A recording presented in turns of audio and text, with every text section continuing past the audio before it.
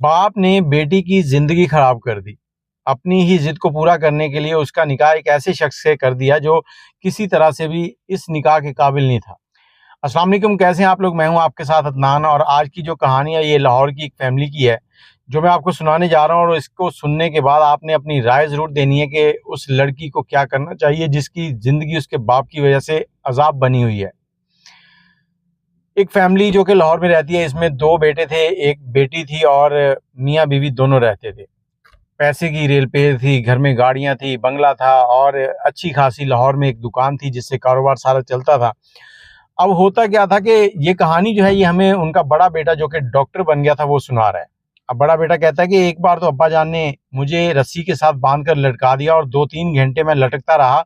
उसके बाद जाकर उन्होंने मुझे उतारा और उसी वजह से मेरा एक बाजू जो है वो भी कमज़ोर हो गया, वो उसकी नशो-नुमा प्रॉपर नहीं हो सकी। मैं उस बाजू से आज भी काम नहीं कर सकता। लेकिन कुदरत ने मुझे डॉक्टर के ओहदे से नवाज़ा है, करम है अल्लाह का। अब वो कहता है कि मेरे वालिद साहब इतने सख्त थे।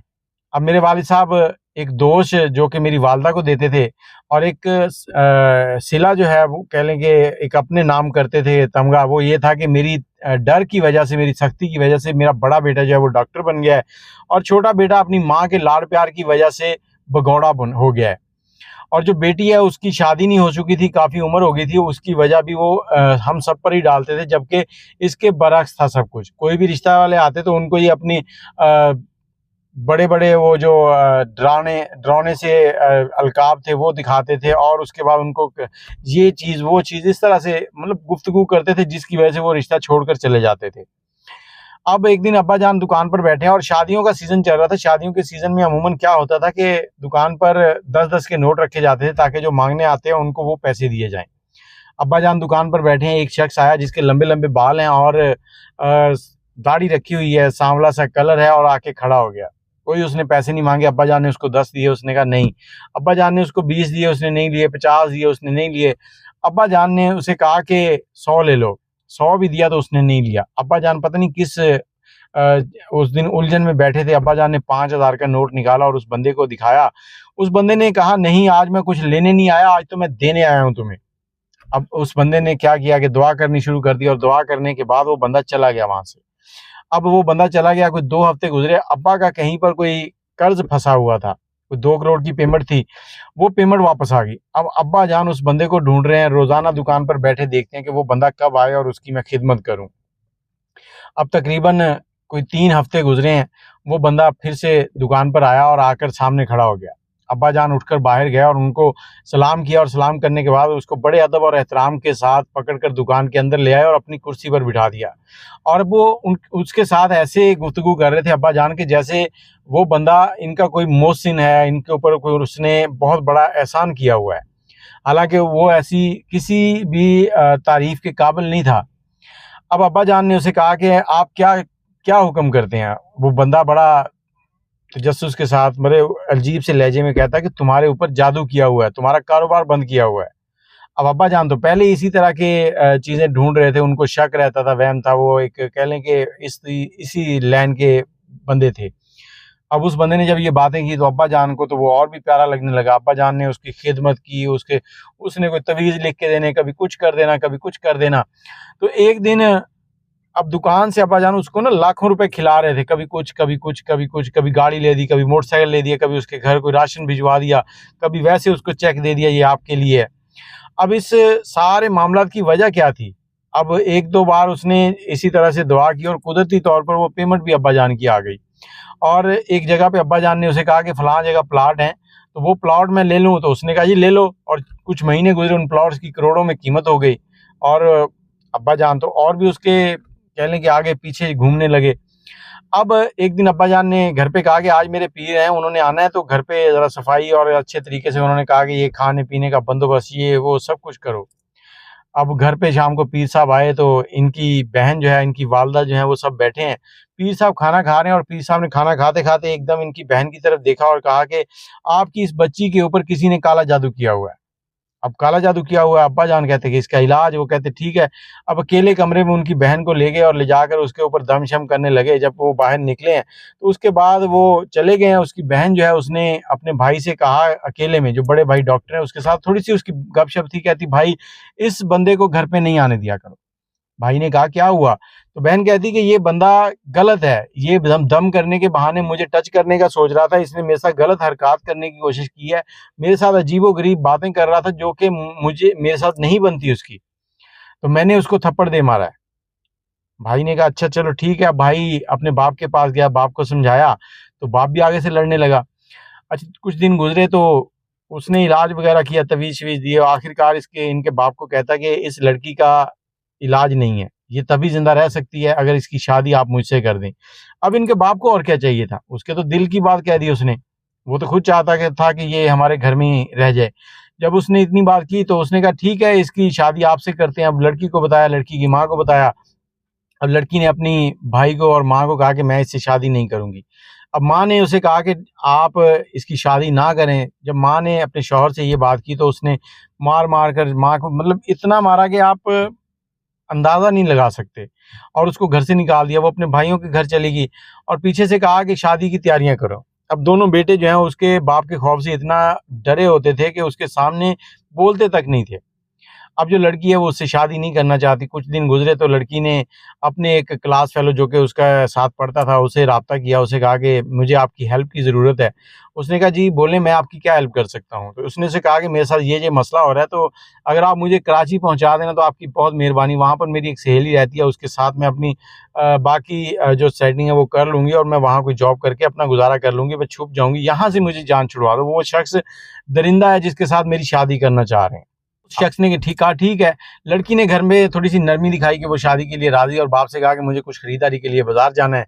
घर से कुछ पैसे उठाए और पैसे उठाकर बाज़ार की तरफ चली गई। वहाँ से उस लड़के के साथ चली गई कराची। कराची उसी लड़की के घर पहुँचे। उस लड़की के शौहर ने इनको रिसीव किया। रिसीव करने के बाद घर ले गए। घर जाकर इन्होंने सारी जो कहानी उसको सुनाई। तो उसने सुनने के बाद खाना-शाना खिलाया और कहता कि देखें मैं आप लोगों को घर पे नहीं रख सकता। उसकी वजह ये है कि आप लोगों के ऊपर आपके वालिद ने एफआईआर कटवाई होगी, क्योंकि हमारे यहाँ अगर कोई लड़की पसंद की शादी कर ले तब भी अगवा की एफआईआर कटती है, और अगर कहीं अगवा हो जाए या भाग जाए, मतलब कोई भी मामला हो जाए तो एफआईआर पहले कट जाती है। अब नामालूम अफराद के खिलाफ उसके वालिद ने एफआईआर कटवा रखी थी। अब लड़की जो है वहाँ से निकली है। 6-7 दिन वो लोग एक होटल में रुके हैं, और वो लड़का जो था वो शादीशुदा था, लेकिन इस लड़की के साथ उसका कोई भी ऐसा तल्लुक नहीं था। उसने 7-8 दिन के बाद लड़की को कहा कि तुम वापस चलो। लड़की कहती नहीं आप जाओ, मैं कुछ कर लूँगी। लड़की ये उसको फ़ोर्स कर रही थी, लेकिन लड़का उसको अकेला छोड़ना नहीं चाह रहा था। वो उसका क्लास फ़ेलो था, उसे सपोर्ट कर रहा था। अब उसने क्या किया कि उसकी अपनी बीवी के साथ गपशप जो थी ना वो खुली थी। उसने कहा कि मैं अपनी बीवी को बता दूँ ताकि उसे पता हो कि मैं तुम्हारे साथ हूँ। अब 10 दिन के बाद उसने अपनी बीवी को फ़ोन किया, उसको बताया कि इस तरह से मैं यहाँ, ये मसला है, तो मैं उसके साथ हूँ, लड़की के साथ, और उसके बाप ये काम कर रहा है। अब जैसे ही कॉल ख़त्म हुई तो उसकी बीवी जो है, शैतान कहते हैं कि कहीं भी कुछ भी वसवसे डाल सकता है। अब उसकी बीवी को वसवसा आया कि मेरा शौहर उसको भगा के ले गया। अब ये मुझसे झूठ बोल रहा है, ये उससे शादी करना चाहता है। उसने कहा क्यों ना मैं उसके बाप को बताऊँ। वो लड़की के घर गई, लड़की के बाप को सारी कहानी सुनाई और सुना के वापस आ गई। अब उन्होंने उसका नंबर लिया, उससे बातचीत की, उसे कहा कि तुम उसे वापस ले आओ, और उसको कहा कि हम इसको कुछ नहीं कहेंगे। बाप बड़ा मीठा प्यारा हो गया। जब उसने लड़की से बात की तो लड़की मान नहीं रही थी। अब उसने अगली बात चलाई तो वो लड़की का बाप कहता कि अगर तुम उसे नहीं लेके आते तो जहाँ हमने नामालूम अफराद लिखवाए हुए हैं वहीं पे तुम्हारा नाम लिखवाएंगे, और फिर तुम देखते रह जाओगे कि तुम्हारे साथ हुआ क्या है। अब लड़का डर चुका था। लड़के ने लड़की को समझाया, और इधर इसके बाप ने भी उसको ये यकीन दिलाया कि हम लड़की की शादी जो है उस पीर से नहीं करेंगे। तो लड़की जो है वो जब मान गई तो इधर से लड़की की माँ जो है वो रूठ कर गई हुई थी, उसको भी वापस बुला लिया और लड़की भी वापस आ गई। जैसे ही लड़की वापस पहुंची है तो लड़की को घर लाकर पहले तो अच्छे से पीटा गया, और लड़का जो है उसको भी 2-4 लगाई गई और उसको कहा कि दफ़ा हो जाओ। और इधर से पीर साहब जो हैं उनको भी कहा कि आप हमारी बेटी से शादी कर लें, हमारे लिए ये शर्फ की बात होगी। उसके पाँव पकड़े। पीर साहब जो हैं मान नहीं रहे थे। इधर ये जो लड़की का बाप था ये पीर को इतना मानता था कि इसके लिए तो वो हर चीज़ था। इस तरह के ढोंगी पीरों से बचना चाहिए।